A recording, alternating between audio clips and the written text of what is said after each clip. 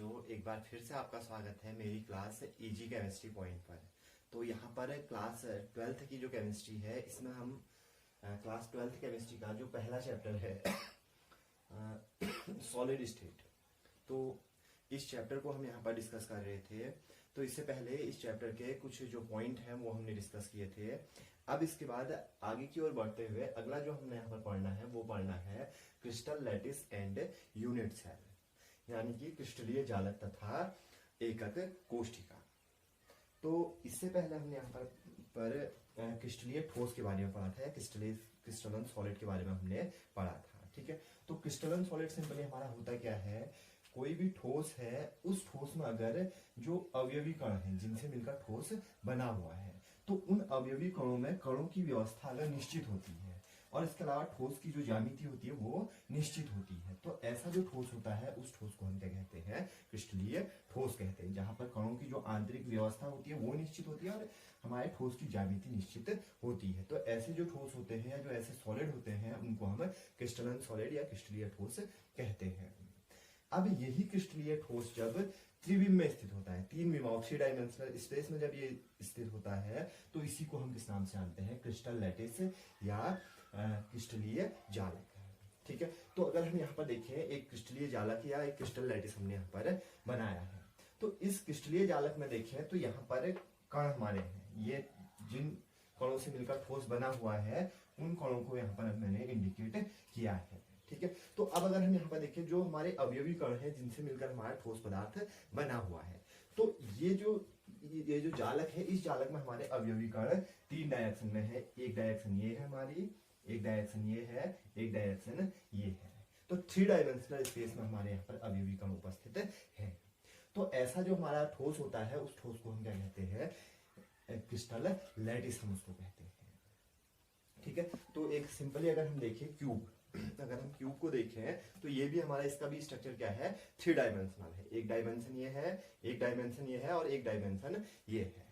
तो जब जो क्रिस्टलीय ठोस होते हैं वो जब 3 डायमेंशनल स्पेस में स्थित होते हैं, तो ऐसे जो हमारे क्रिस्टलीय ठोस होते हैं उनको हम क्या बोलते हैं, क्रिस्टल लैटिस हम उसको कहते हैं। ठीक है, अब हमारे क्रिस्टल लैटिस के कुछ सामान्य विशेषताएं होती हैं, कुछ कैरेक्टरिस्टिक होती है। तो सबसे पहली जो कैरेक्टरिस्टिक है वो तो हो जाएगी कि जो क्रिस्टल लैटिस होता है, क्रिस्टल लैटिस में जो हमारे कॉन्स्टिट्यूएंट पार्टिकल हैं वो 3 डायमेंशनल स्पेस में या त्रिविम में स्थित होते हैं। ठीक है, इसके अलावा सेकेंड इसका जो कैरेक्टरिस्टिक है वो है, कोई भी क्रिस्टल लैटिस है, उस क्रिस्टल लैटिस में जो हमारे ये जो पॉइंट होते हैं, ठीक है, ये या तो हमारे या जो कण होते हैं, कण या तो हमारे एटम हो सकते हैं, परमाणु हो सकते हैं, अणु हो सकते हैं, मॉलिक्यूल हो सकते हैं या आयन हो सकते हैं। तो कोई भी क्रिस्टल लैटिस है, उस क्रिस्टल लैटिस में हमारे 3 प्रकार के कण उपस्थित हो सकते हैं। कण हमारे परमाणु के रूप में हो सकते हैं, अणु के रूप में हो सकते हैं और इसके अलावा आयन के रूप में हो सकते हैं। इसके अतिरिक्त इन कणों को, चाहे वो परमाणु के रूप में हो, अणु के रूप में हो या आयन के रूप में हो, इन कणों को हम यहाँ पर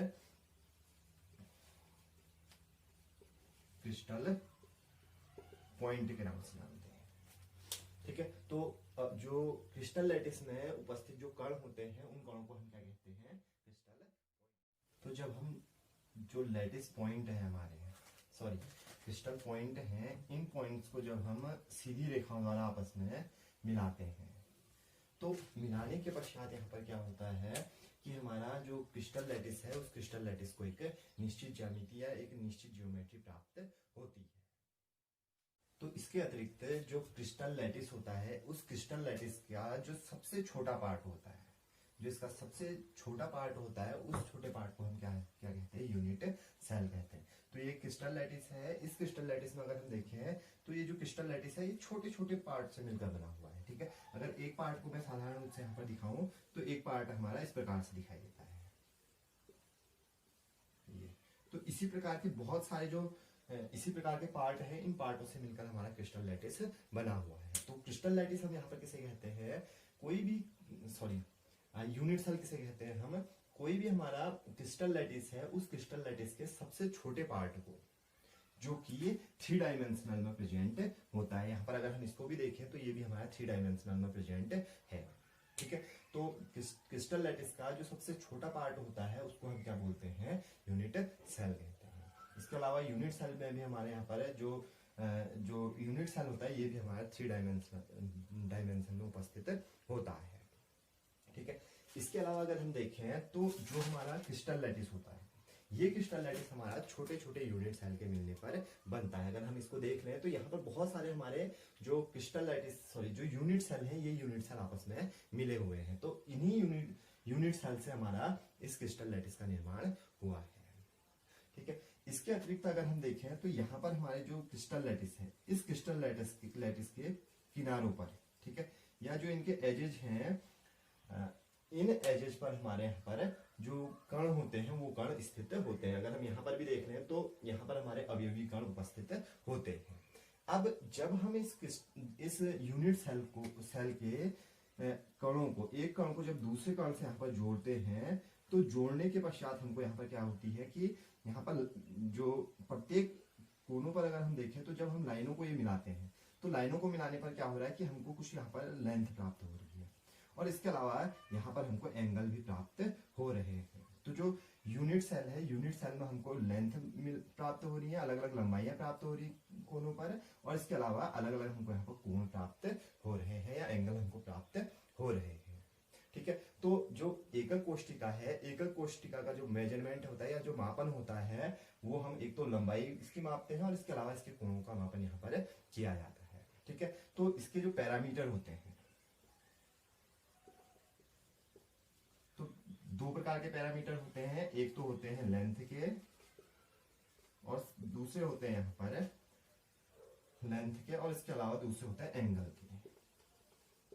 तो दो प्रकार के पैरामीटर होते हैं। अगर लेंथ के पैरामीटर को हम देखें तो लेंथ के पैरामीटर को हम यहाँ पर ए, बी और सी, ठीक है, इस लेंथ को हम ए मान लेते हैं, इस लेंथ को हम बी मान लेते हैं, इस लेंथ को हम सी मान लेते हैं। ठीक है, आगे की ओर भी हम इसी प्रकार इसको मानेंगे। ठीक है, इसके अलावा जो यहाँ पर तो लेंथ के पैरामीटर क्या हो गए, ए, बी और सी।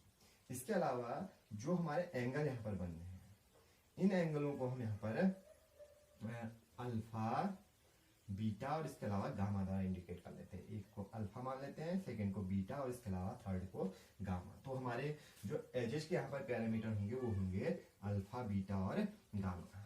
तो अगर हम कुल पैरामीटर देखें तो कुल कितने पैरामीटर हो गए, 6 पैरामीटर हो गए, 3 लंबाई के और इसके अलावा 3 एंगल के। ठीक है, तो ये था हमारा crystal lattice and unit cell. ठीक है, तो क्रिस्टल लैटिस हमने पढ़ा था कि किसे कहते हैं क्रिस्टल लैटिस, कोई भी हमारी क्रिस्टलीय ठोस होते हैं, उन क्रिस्टलीय ठोसों में जो अवयवी कण हैं वो अगर 3 डायमेंशन में उपस्थित है या त्रिविम में उपस्थित है तो ऐसे जो हमारे क्रिस्टलीय ठोस होते हैं उनको हम क्या कहते हैं, क्रिस्टल लैटिस या क्रिस्टलीय जालक हम उसको कहते हैं। ठीक है, इसके अलावा जो क्रिस्टलीय जालक होता है इसका सबसे जो छोटा भाग होता है उस छोटे भाग को हम किस नाम से जानते हैं, यूनिट सेल या एकक कोशिकाओं के नाम से जानते हैं। ठीक है, और अंत में हमने यहाँ पर पढ़ा कि जो एकक कोशिकाएं होती हैं उसके कुल 6 पैरामीटर होते हैं, लंबाई के 3 पैरामीटर होते हैं और इसके अलावा कोणों के 3 पैरामीटर होते हैं। ठीक है, तो आज की क्लास